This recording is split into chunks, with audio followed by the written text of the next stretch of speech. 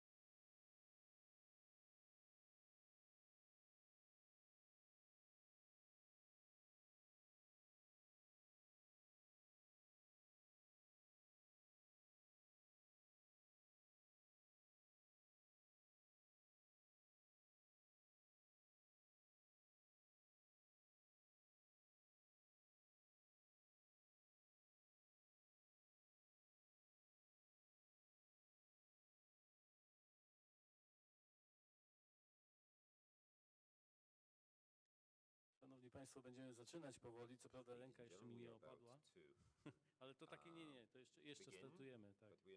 Ja myślę, że minuta i możemy zacząć.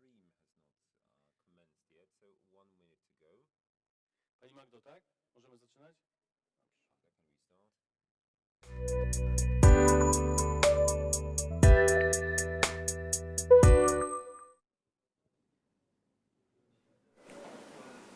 Już, tak? Szanowni Państwo, ladies and gentlemen, and last but not least, the very final panel of our conference, the 10th one. So let's start immediately by introducing the two ultimate speeches. The first delivered to be delivered by Elżbieta Galik from the State Archives in Wrocław, and is entitled as follows: The image of the people settling in Lower Silesia after the Second World War, using the examine of biograms of employees of the National Repatriation Office, the Provincial Office in Wrocław, and the Powiat branches, as well as of the Union of Polish Youth in Wrocław. An introduction to the problem study. The floor is yours.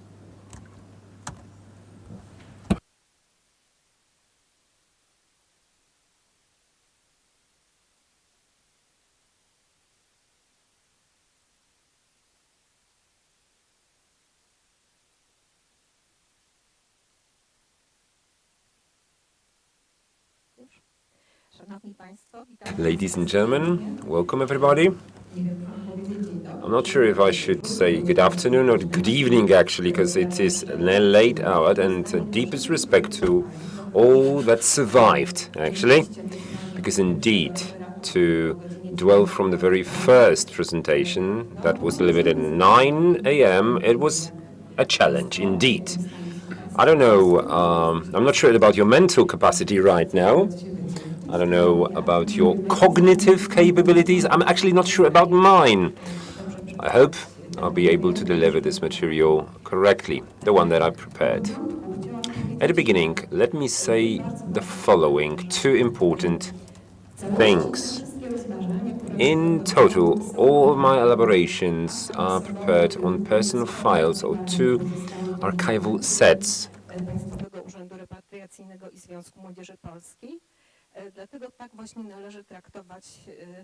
And these two phones are supposed to be treated in such a manner, and from the perspective I'm about to tell you. And the other important note, this material has no pretense of being a scientific one, because I didn't apply scientific methods to analyze it.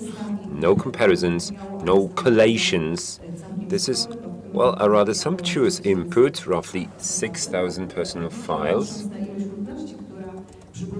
Obviously, considering the volumes of people, the sheer masses of people who settled here after the Second World War, it is still obviously only a fraction thereof. Still, such an font actually enables us to have a look at certain phenomenon.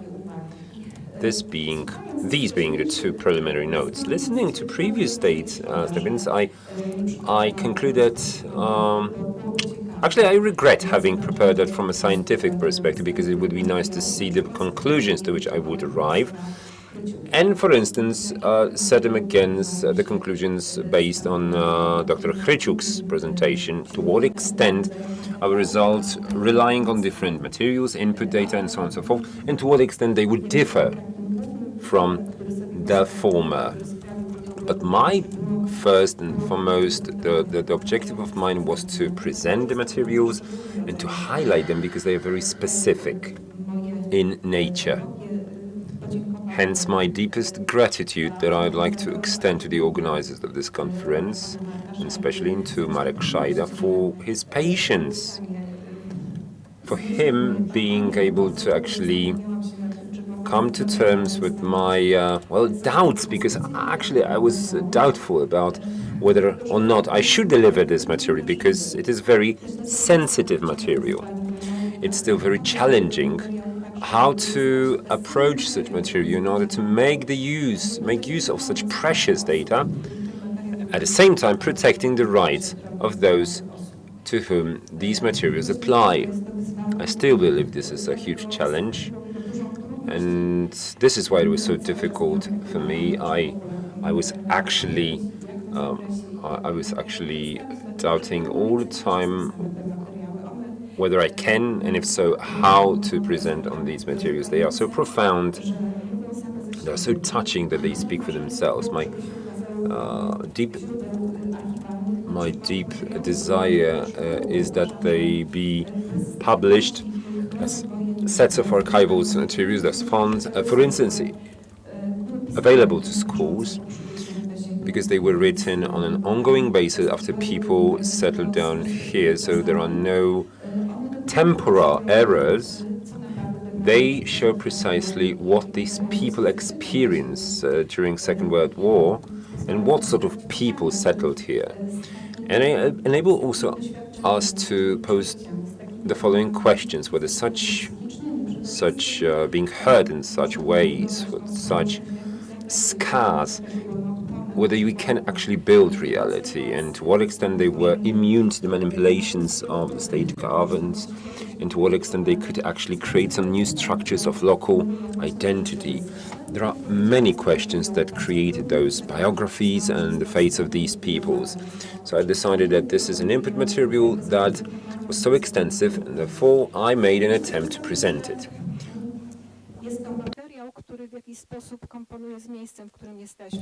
This is also material that is well blended to the place we are at.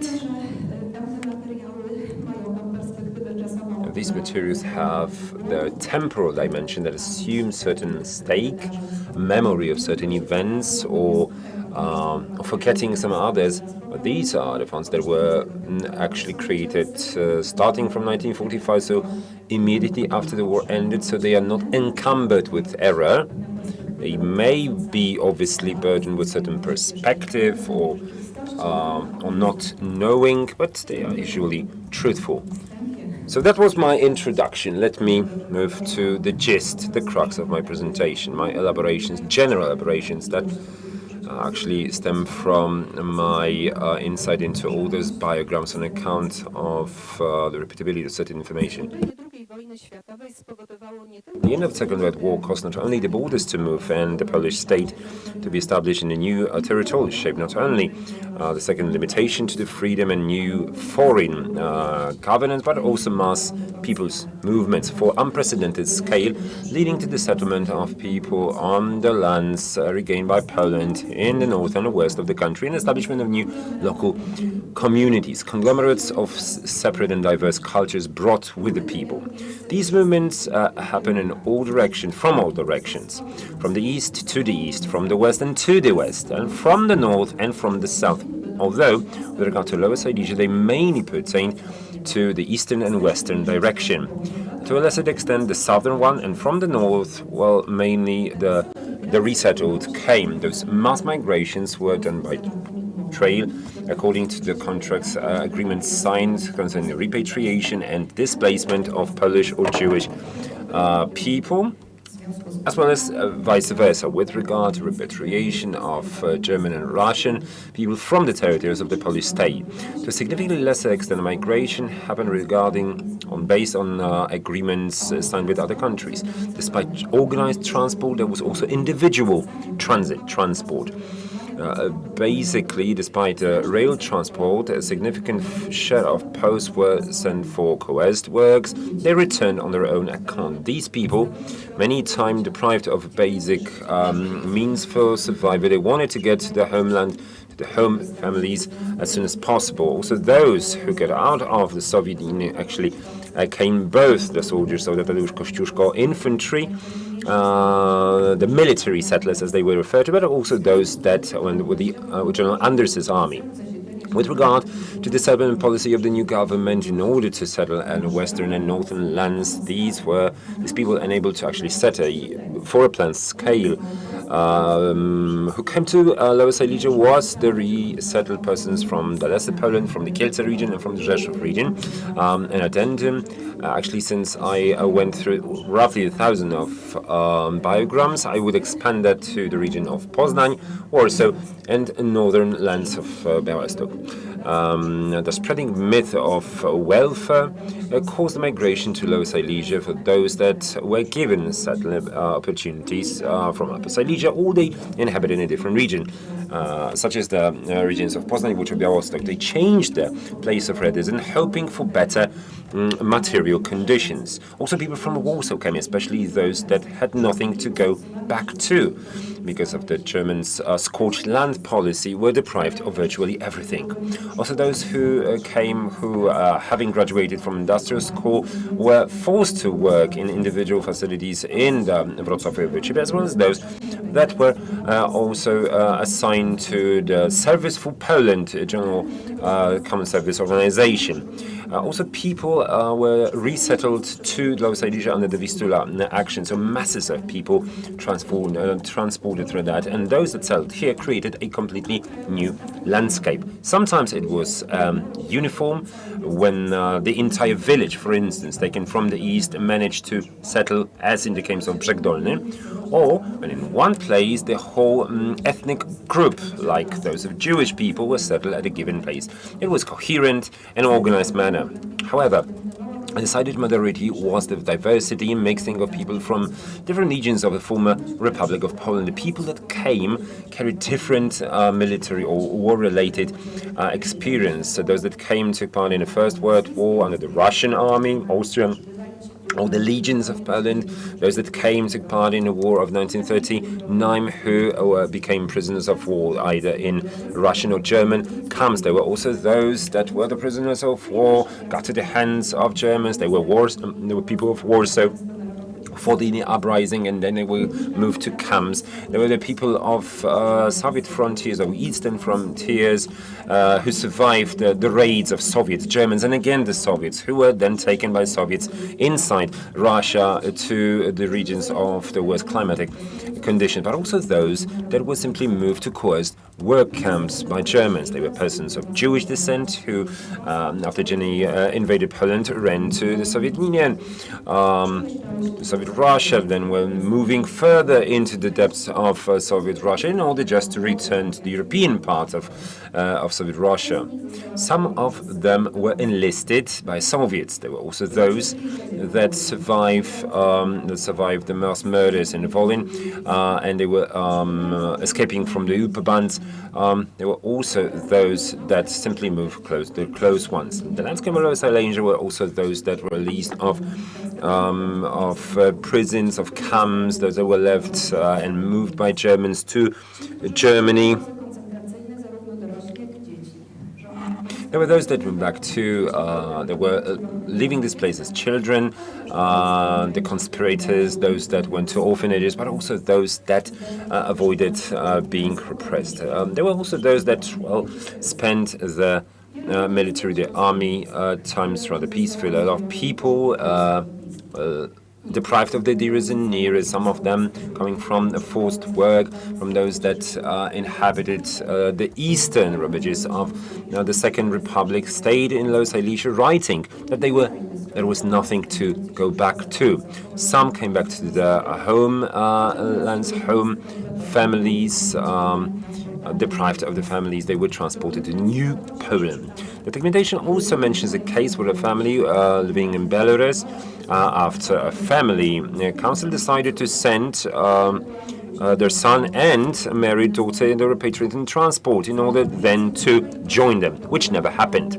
The repatriation of Poland was governed by the National Repatriation Office, established in October 1944, which was created at this very tiny piece of the Polish land, first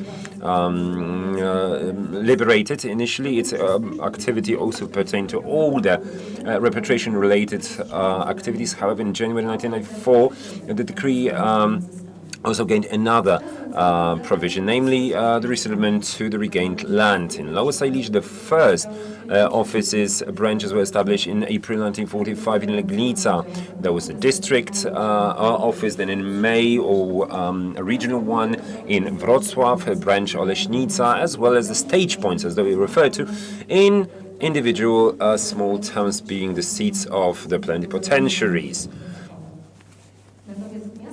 However, in Powiat towns, the district services were established, and the operations of the National Repatriation Office ended its operation in March 1955. And peak office, the beginning of 1947, and employed 2,510 employees. The National Archive in Wrocław holds as many as 2,760 personal files of former employees of the Repatriation Office, a vast majority of which were actually people that were actually repatriates. Sometimes they are treated, they call themselves, I was completely devastated, as they call themselves. And in a request for work, the information is added that they are in critical conditions, that for months they have no work, that their households were destroyed, that they lost virtually everything. People have also come from forced works, say that they returned to Warsaw, and what they come across was neither home nor family. Those that tried to stay in the capital city, they were living with their relatives. However, there were also those who left and were actually living in devastated houses, and without family they could not count for any accommodation assignment. Some came to Lower Silesia claiming that their households and farms were destroyed, so they came here to build a better future. Also, a lot of resettled persons were coming here with the hope of improving their fate. Indeed, as a surveys filled by candidates to the Polish Youth Union candidates, in the first months after the word, based on farms, homesteads that were allocated to the farmers, sometimes they were actually significantly larger, but they abandoned. It so happened on account of disease and elderly age, they were incapable of actually meeting the conditions demanded by the state, and they abandoned their households, moving to cities. The youth wanted to be educated, was unable to do that before the war, because of the war, tried to do what the state government gave them after a very short or longer period without school for difficult material conditions. They tried to do them. That was typical, and therefore it's a reflection. Breeding. Young people dropped schools because they could not provide for themselves, or they had to help their parents who could not meet their obligation, or they had abandoned school because they started work in order to help their siblings to actually educate. Also, many people actually employed in the office of repatriation decided to leave school on account of deteriorating health. Sometimes the renewal of certain scars from the military times. Sometimes we hear of a psychic condition of the patient which prevents them from actually working. We can only determine this condition in a direct manner. It's obvious that it was not good. Sometimes there are diagrams in one or several sentences. What is discussed is the war stories, all the stories from immediately before the war. There's also a case where a person called for explanation concerning the biogram actually stated a single sentence on such a dramatic events happening. This very concise description may also signify certain distance towards the new reality. The persons that survived those difficult military times that were coming to this unknown land could thus signalize an uncertainty about this unknown reality. Now, generally speaking, the diagrams of the officers' employees are absolutely moving. The very picture that they show, it's actually staggering. Persons who came here to settle are physically and mentally broken. They have survived very tough military and war-related incidents. They were mutilated sometimes a lot, lost their nearest and dearest. Most of them had nothing to go back to because either they lost or their property was left outside the eastern new border of Poland. Many of them who came here looked for any job because they had nothing to live on. These are true biograms. They are not just scarce in content, they actually describe the reality as they was. Those that were fighting for guerrilla parties, actually they wrote that they were proud of that. They write about the incoming of the Soviet wars in 1934, where they lived. They are not yet afraid of writing true. There are also other biograms that we might find in biograms for candidates for the Polish Youth Union.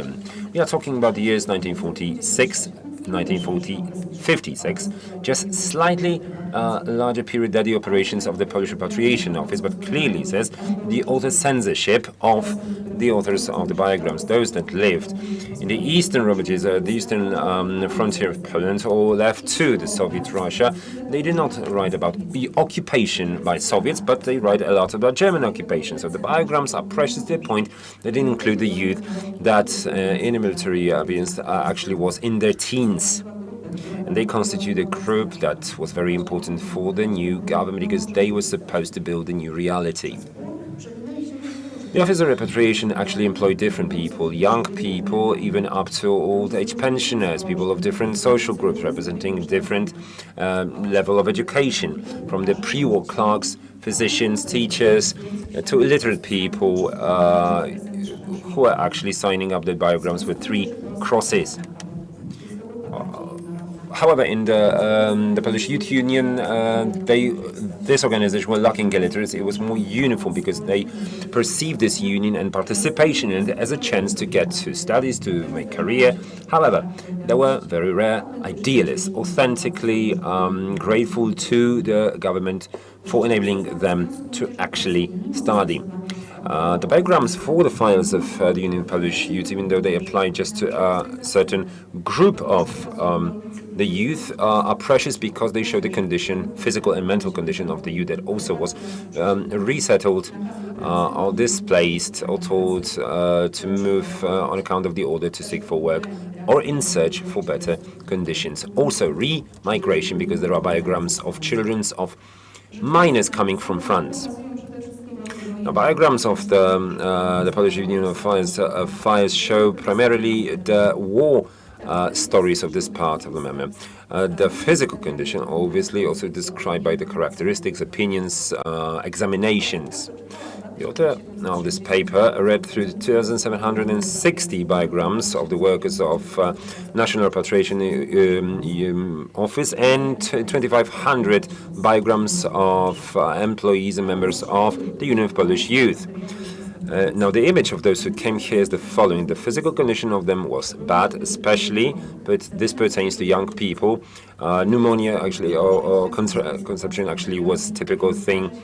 A lot of them actually complain about poor material condition. A lot of had to work, starting from the youngest ages. Sometimes children of 9 years were working even younger. It was a standard that 14-year-old children actually working, but even in their 20s years, those that were taken for Arbeit, some to coerced work, even though even younger people were taken. These children who were past the 14 years of age did not go to work. They were actually going to certain camps. In the biograms, I found some individual piece of information about children of several years being placed in work camps, both by Soviets and Germans. Both personal files clearly highlight the scale of coerced work. It's alarming.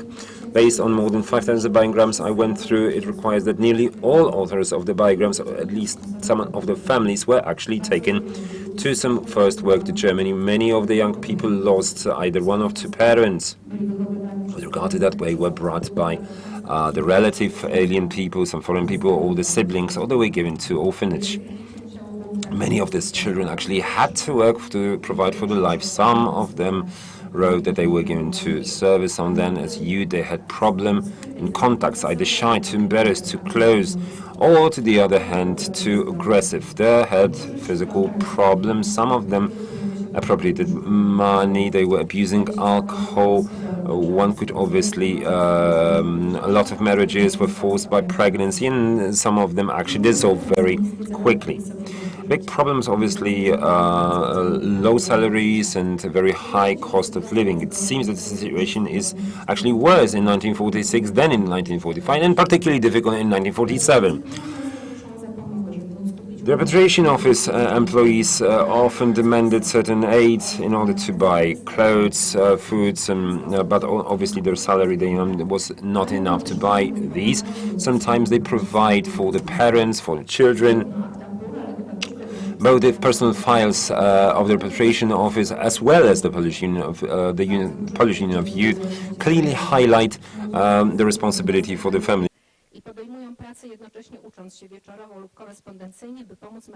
We're obviously trying to provide for the families in material terms, enabling the younger siblings to get education and get some profession. The time is rather up, so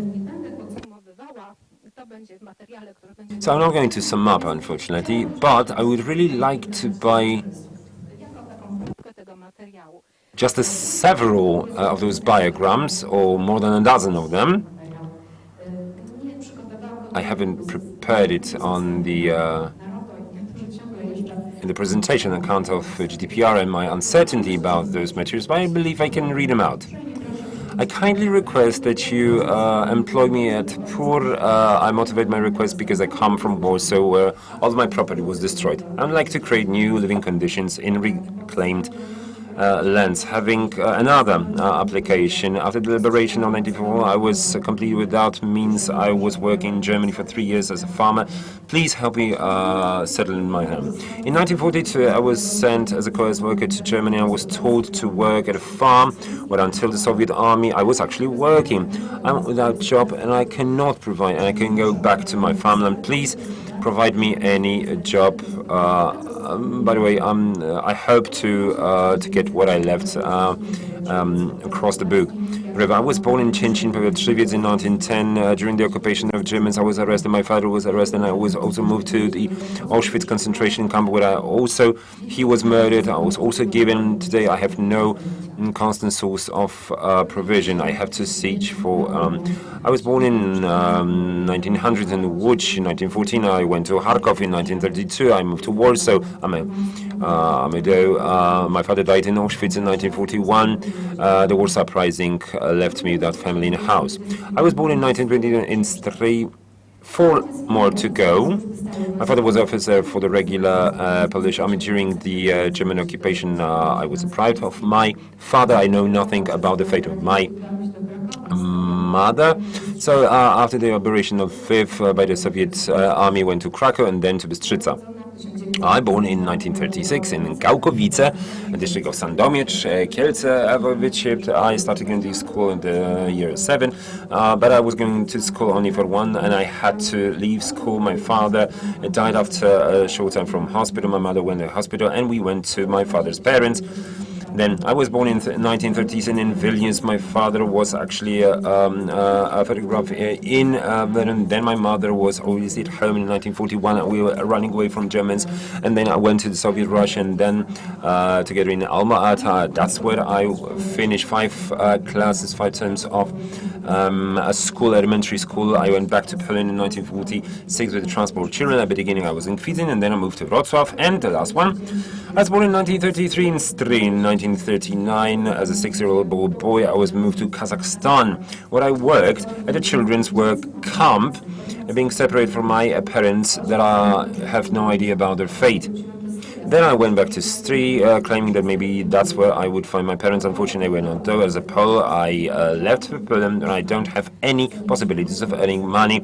Illiterate person was signed on behalf, actually, of that illiterate person. A signature was placed by the poor official. Przepraszam za tą moją... Thank you, thank you. Well, that's a mean role I have to play, but we still have one more paper we would like to listen to and talk for a while about these two papers. So please let's give the floor to Margit from the Institute of National Remembrance and the branch office in Kielce, and so he will give us a paper about veterans of the Home Army in the Western Borderlands, the reasons and effects of migration, using the example of Lower Silesia, 1945-1948. Thank you, ladies and gentlemen. The initial version of the paper, which I delivered before the conference, was totally revised, and so as not to bore you with dozens of names and bios, I will present everything in the conference papers, but in a totally different approach. So, you know, generalizing to show some tendencies that were present in the analyzed group, the group I analyzed. And what kind of group are we talking about? The Home Army, this was what the title says. And using the prosopographic method, I am unable to analyze all soldiers of the Home Army who found themselves in Lower Silesia, and I would like to attempt, I would make a research attempt to analyze one specific milieu, and I analyzed in previous research the Radom-Kielce region, and I focus on one single unit headed by Colonel named Ponury, the grim one, who was member of the Silent Unseen Special Ops Paratroopers, and he became then Colonel and then Captain Szyński. So there was Eugeniusz Kaszyński, codename Nurt, the stream, and so a strong milieu was created, and it was to this circle that I actually dedicated my paper. So these 861 bios and names of people, 605 of these people survived the war, and they were part of that community. And I took the 605 of them as the 100% as the group to be analyzed further. So out of the 605 people who actually survived the war, we know what they did after the war. I checked how many of them had decided to actually leave for Lower Silesia. They decided to leave for the Western territories. So we have as many as 18 people in this group who decided to leave the region of Świętokrzyskie and to move to Western Poland due to the participation in the Second Independence Conspiracy, and or rather the underground in this case, the Second Underground, there's not a lot of talk about this, and when I heard about this during this conference, this is actually a breath of fresh air to me that someone else also addressed it. So I don't want to go into the specific activity of these 18 soldiers, veterans of the Home Army underground, but just out of curiosity, I developed an interest in what they did. 18 people, this is 3% of the group under examination, so this seemed not a lot, but out of the 605 soldiers, around 100 got involved in the underground resistance. So we have 18% of all those who took part in the Second Underground, and they went to the Western territories. And I'm not counting people who left the Kielce area later to go to the Polish coast or to other areas of Poland. Out of the 18 people, 8 did not get involved in further activities in Lower Silesia in terms of underground activities, and others did. So what were the reasons for the secret activity in this Wild West, in these structures that often fail to keep up contacts or fail to establish contacts quickly. So, well, most of them just kept, to persist in these secret structures, in these underground structures, and but this activity did not manifest itself in any major actions or spectacular activities. But 3 people actually drew my interest due to my previous research work. I currently work on the flights of Home Army soldiers from Poland on the scale of the whole Second World War, and 3 of these people organized some redeployment points in Lower Silesia, and the Zacisze shipyard in Wrocław, in Duszniki-Zdrój, in Lądek-Zdrój, they fled from, 270 fled from Poland, soldiers or members of their families, 270 people who, through these redeployment points, kind of passed through these points. And out of these people who kept operating, or these tried to keep operating in this underground, independence underground, the people who just, fled from central Poland, from the Kielce region, fearing arrest from the Department of National Security.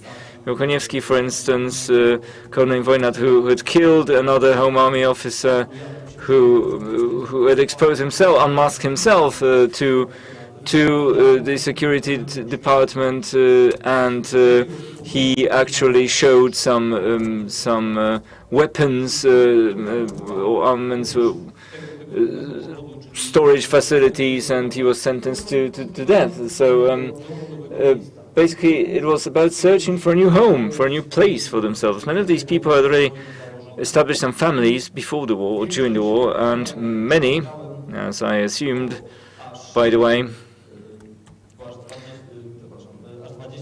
as many as 29 people decided to leave to Lower Silesia and stay there for good.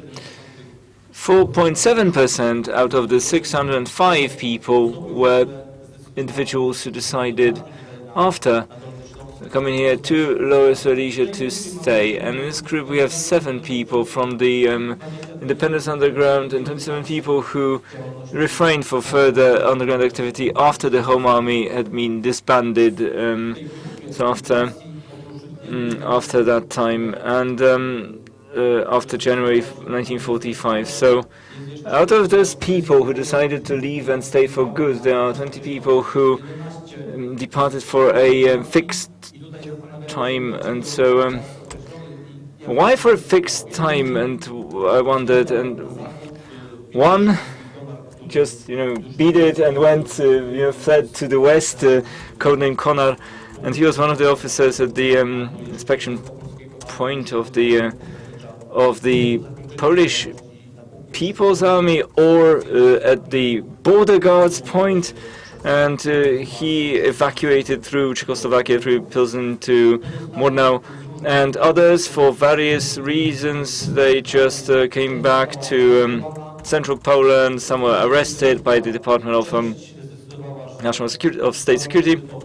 Some decided that living conditions were not appropriate there, and they decided to come back to maybe poorer areas of Kielce land, but more stable ones and more secure ones. Or some came back because their wives told them to, and the wives told them, yeah, you have to cut it with the underground activity and come home. So that's what they did.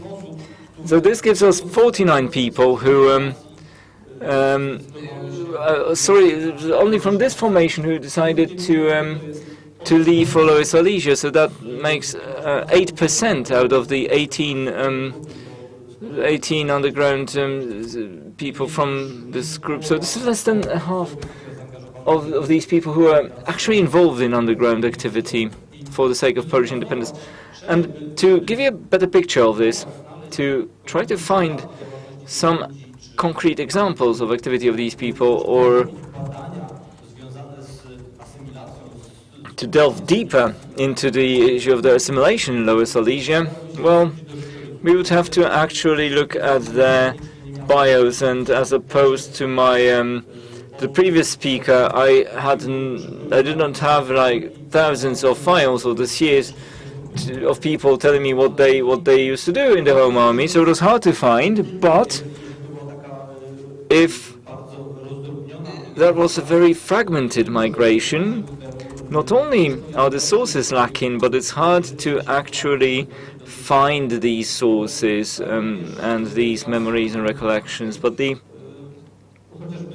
iconography is also lacking for the simple reason that when they came to the Western Territories, not everyone focused on documenting their stay and recording it, but in the first place they sought to cater to the fundamental needs of their livelihood, so to speak.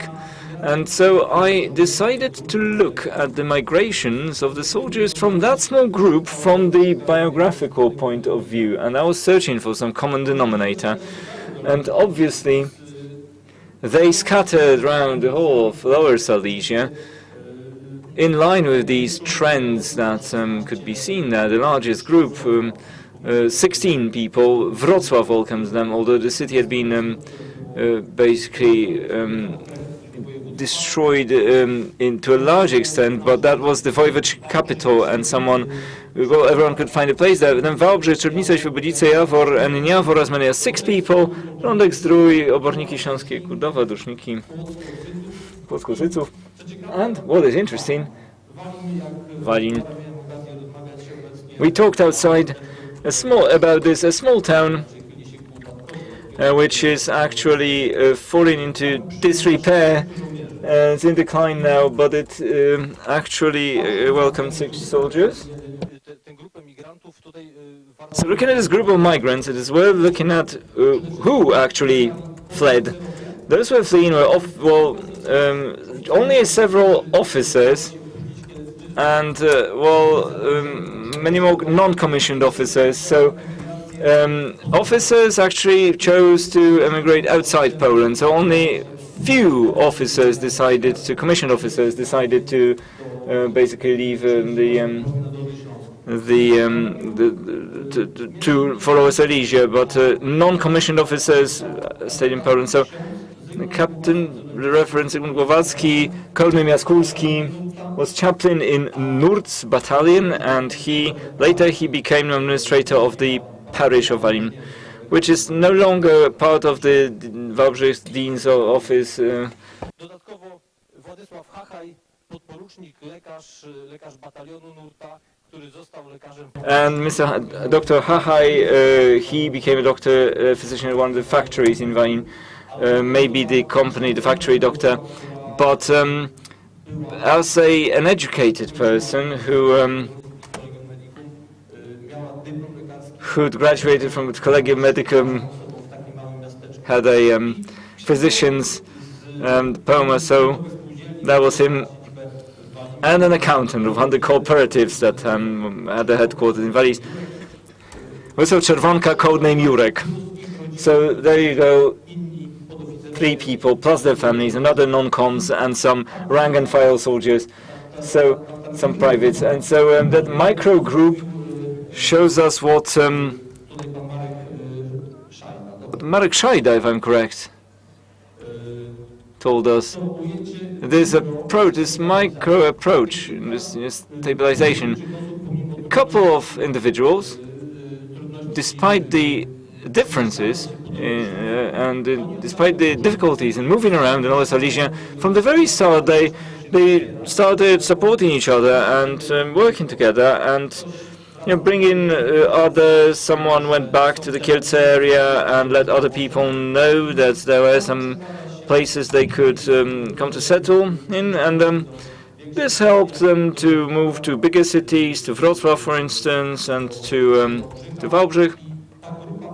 That group, from the very start, it worked together very tightly and strongly, and they supported each other and tried to find work and tried to find jobs through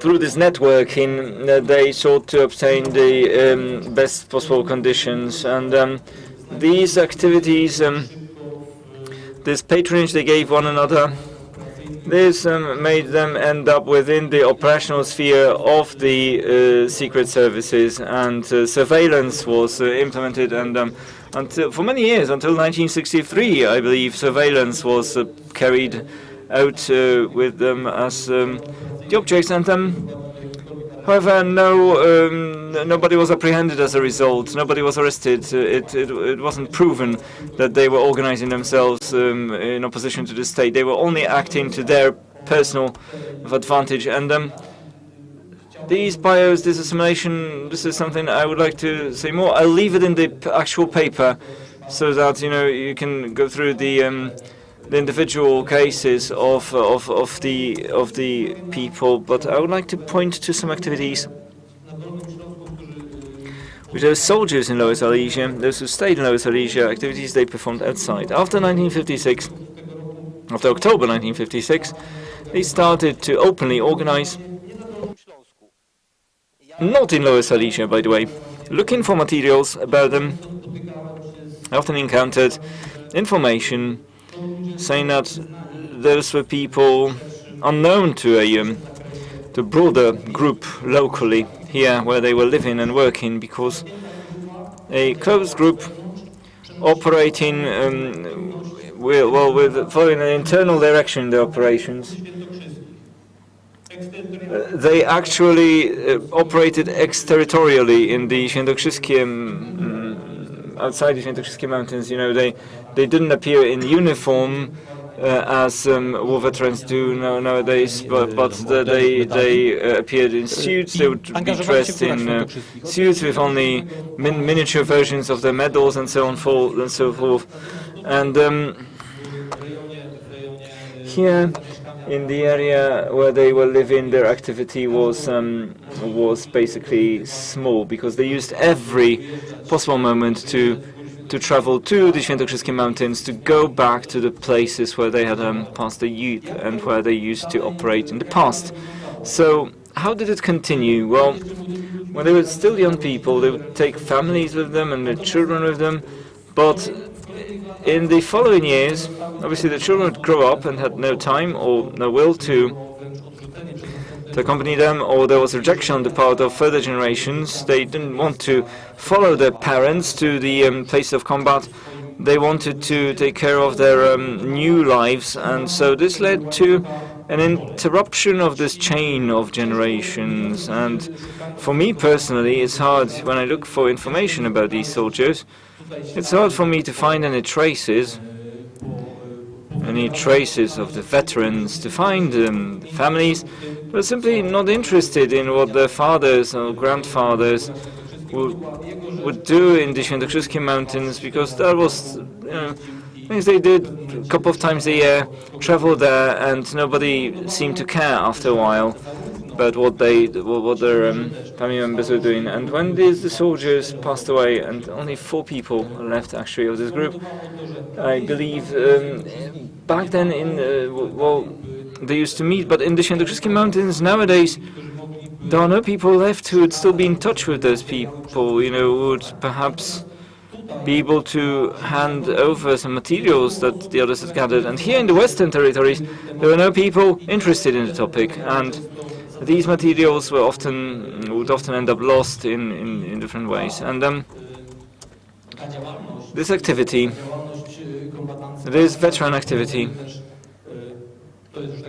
shows us, and this is a kind of aftermath of these migrations, that particular milieu had lost its momentum. Well, one thing for biological reasons and due to the natural passing away of these people, and secondly due to this distance, this sheer physical distance that separated the place where they lived from the places of remembrance which they had built and then they sought to develop.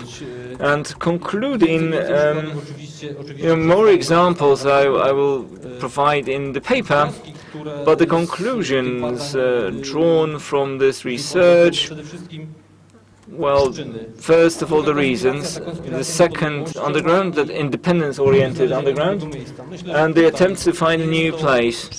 And I guess that this is no reason typical only of this group. These are, on the contrary, these are standard directions followed by people, standard reasons people quote when they leave their abode.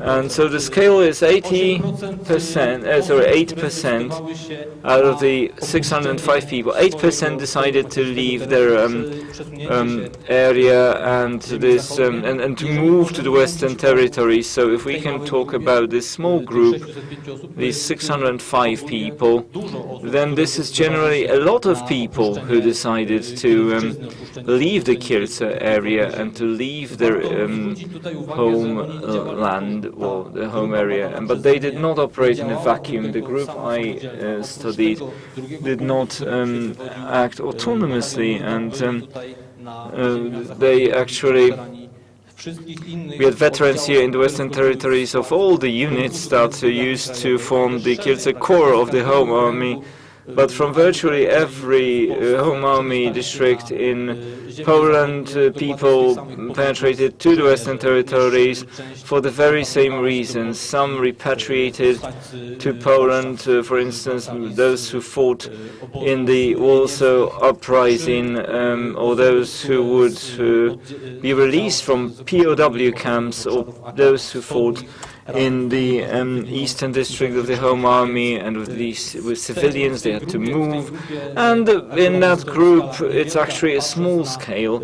If we look at the different districts and regions of the Home Army, then these percentages will be much higher in these figures. So the results, as I said, this distance and the loss of certain contacts and the loss of the possibility to act, and so this is something you pointed to earlier too, and a new place and new possibilities, assimilation, and in further generations other things were more important, and this anonymity in the place of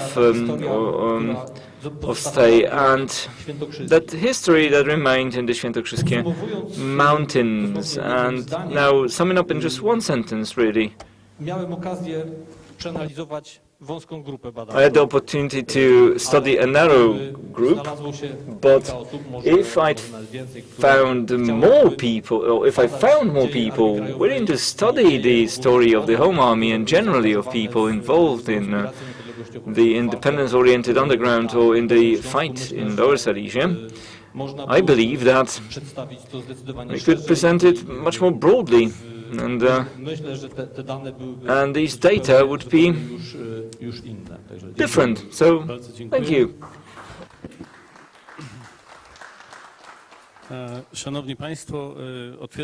Ladies and gentlemen, hereby I open the discussion. I open the floor for discussion. If anyone wants to ask a question, please do.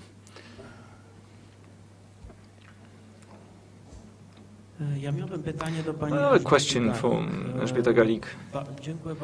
Thank you for the interesting paper. And you talked about, the personal stories allowing us to recognize the motivation of people, why they applied for a job with the repatriation office. And can you actually, on the basis of those files, can you actually judge the scale of the phenomenon of some irregularities on the part of employees? Because when I analyzed the papers, I found that people would end up in these administrative bodies who, well, sometimes perpetrated various malfeasance, and on the basis of those files, is it actually possible to determine the scale or identify whether such a phenomenon also occurred within the State Repatriation Office? It will take all the questions and then we'll allow the speakers to answer, to save all of them, to save time. Okay, who else? I have a question to both speakers. for speakers. And as far as censorship is concerned, have you encountered any comparative material where the self-censorship would be present? Someone wrote something and then revised it and changed the data and changed the version, and you kind of encountered that. So that's a question for you, madam, and for you, sir.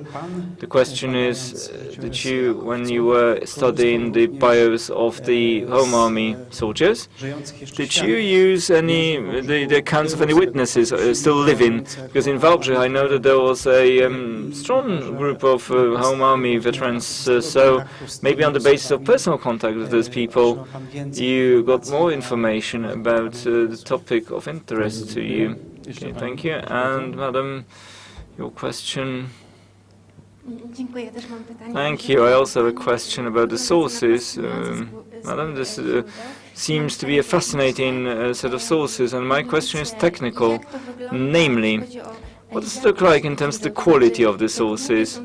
How long are these bios written by... and actually about self-censorship, the question is also very much justified, but you mentioned GDPR, so what's the status of these sources? Can we use them? Are we allowed to use them? And why why weren't they used for such a long time? Do you have an idea? Anyone else?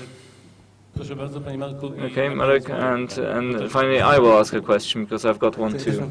Okay, so I've got a question too. Madam, have you perhaps thought about these bios, about the kind of source? Because I ask myself this question: if you have half a page to fill, and the task of presenting your bio, having certain motivation and applying somewhere, what would I write? What would I write? How would I describe my life? And you actually, did you look at some narrative strategies from the point of view of that? And a question for Marek about the bios also, because you talked about a smaller group of just under 50 people. It's possible to recreate this network of connections on the basis of certain relations of subordinate, superior, non-commissioned officer of lower rank, and some actions, performed together. They kind of migrated, came back. Maybe some, minor arguments or some elements that could weigh on decisions within these networks, even more than whether someone wanted to come back due to their family or depart due to some other threats. So the kind of internal structure of the group in terms of the relations on various levels. So did this have an influence, in your opinion, and can be recreated on the basis of this material? Thank you. I promised one question for the last speaker. I am wondering about the following thing. Those who would sail the barges on the Oder were often Germans, and did you encounter this information that they would smuggle Home Army soldiers? So I encountered this situation, but not in relation to Home Army soldiers, so I'm asking about this. And just for, I wanted to say that you presented your papers very humbly, but it's an impressive amount of work, 6,000 sources in your case, madam, and 6,000 plus, and in your case, 800, as far as I recall, bios which you analyzed. Well, chapeau bas to you, and madam, you say this is not science, but if this is not science, then what is science? Because your amount of material is impressive.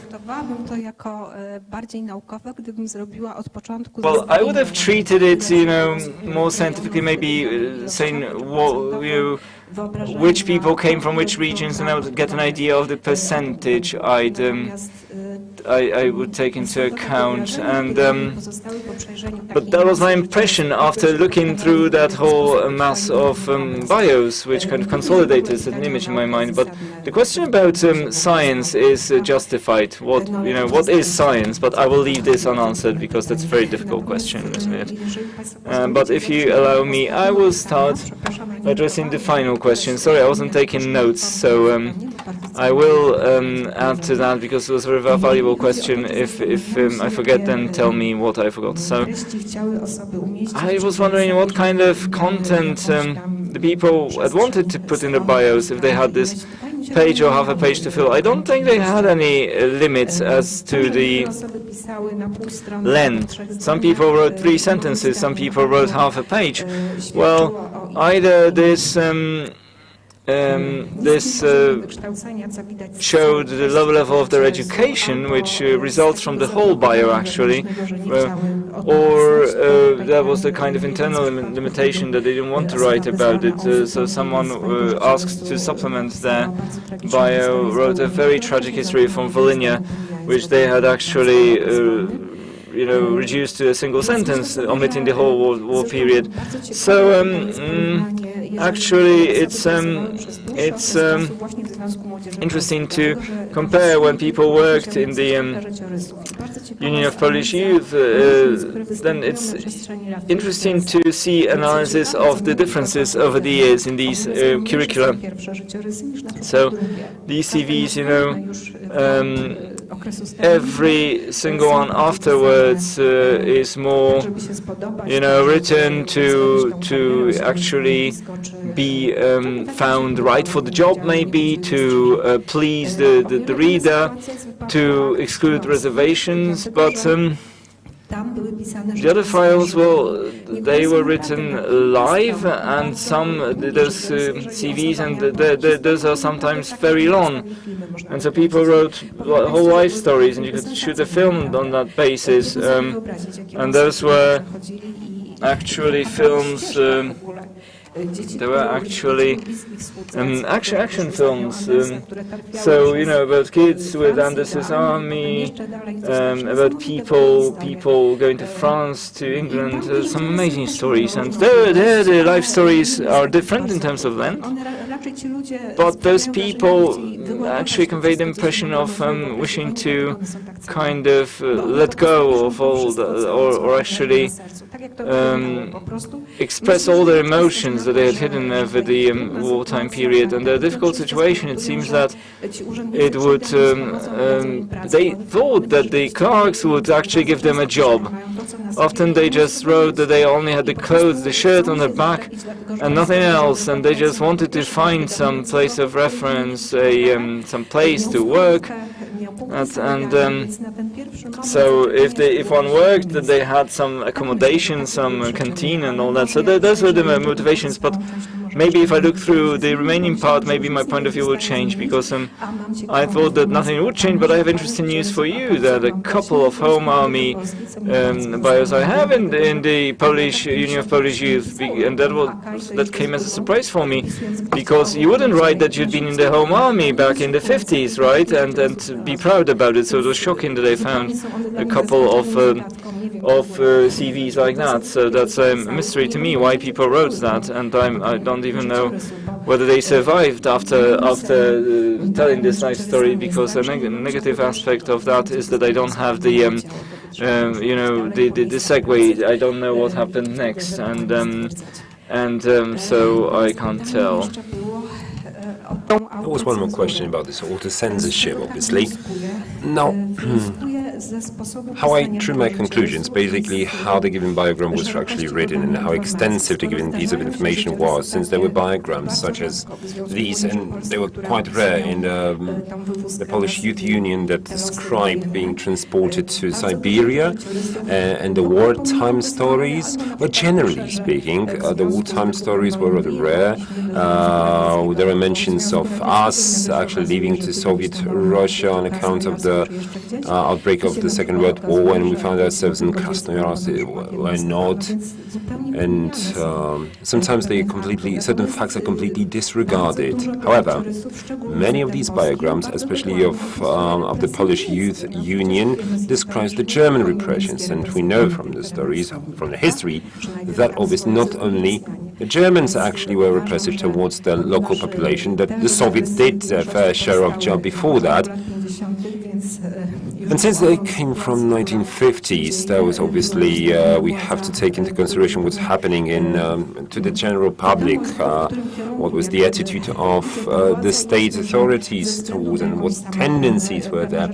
So on account of this self-censorship, certain things were simply disregarded, especially the same happened the same happened in the case of persons that decided to collaborate with the state authorities, and obviously this had some consequences to their biograms. My question was whether these personal files actually contain, in the case of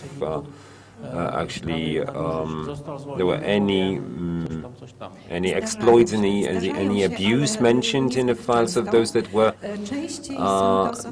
made redundant. Well, it was most of the cases quote layoffs on account of alcoholism. Some layoffs were due to moral reasons. That was the case of the Polish Youth Union.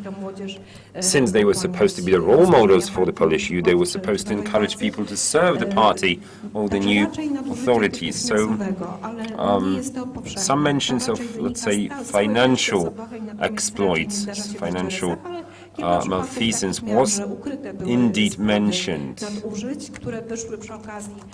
And obviously some specific cases were also mentioned. The files of the Polish Youth Union are precious to the point that the candidates for the activists were invigilated, were tracked and were surveilled very profoundly, not only them but the closest ones for the times pre-war, during the war and post-war times. So there was a number of different pieces of information based on which they were charged, and the information was also sent to the workplaces, security service offices, and that's where the information came from in the course of the process of surveillance and, well, vetting. Information came that there were actually some malfeasance there. Thank you very much.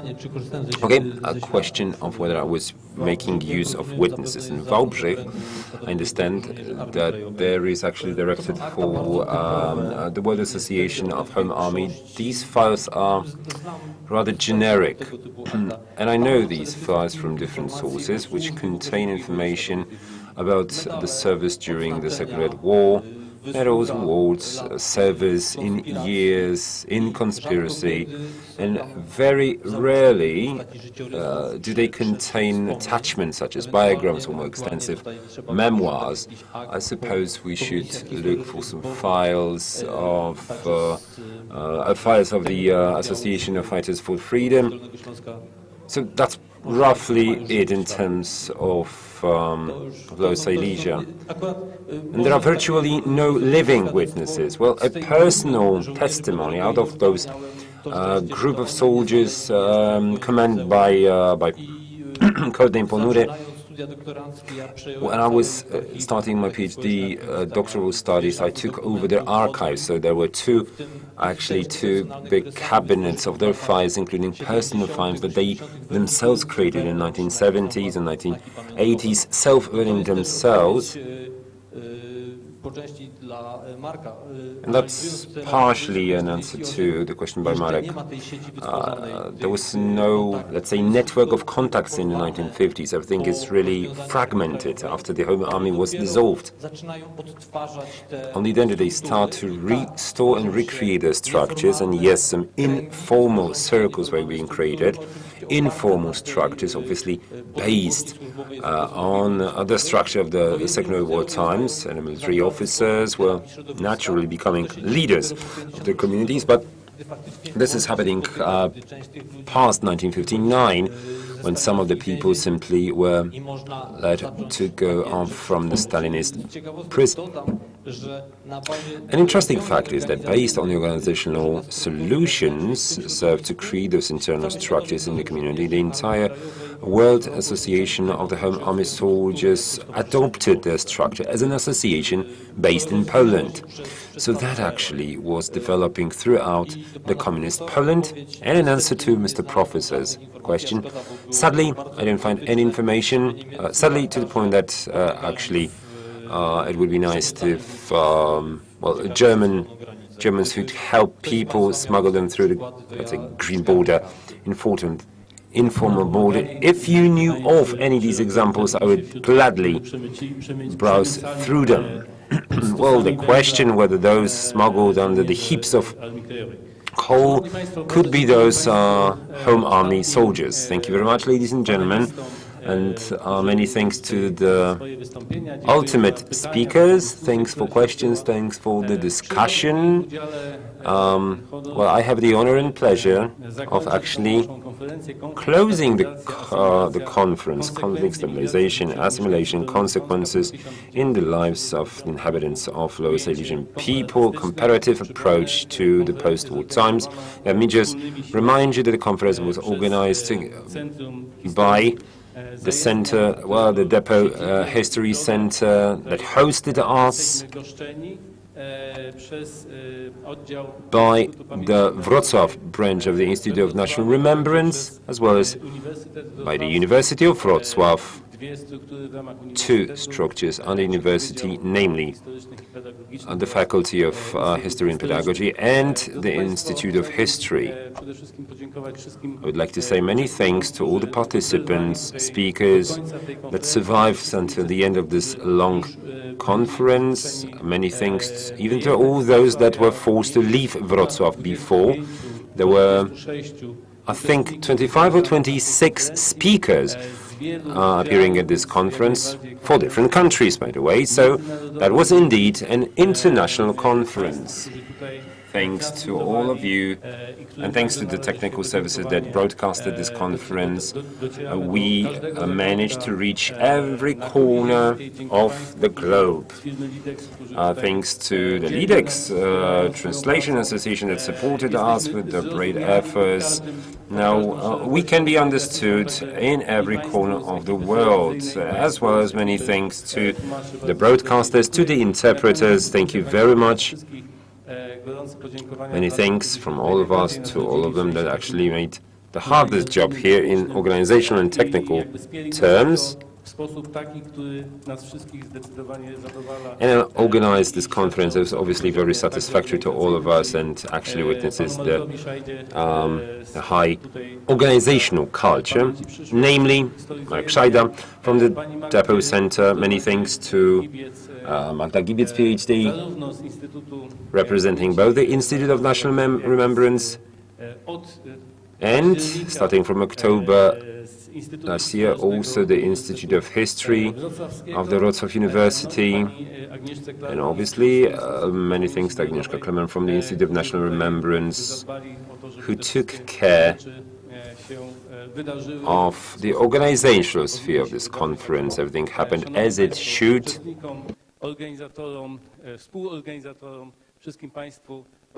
So many thanks to all the organizers, co-organizers, to all of you. I hereby close this conference, and I wish you a lucky return home.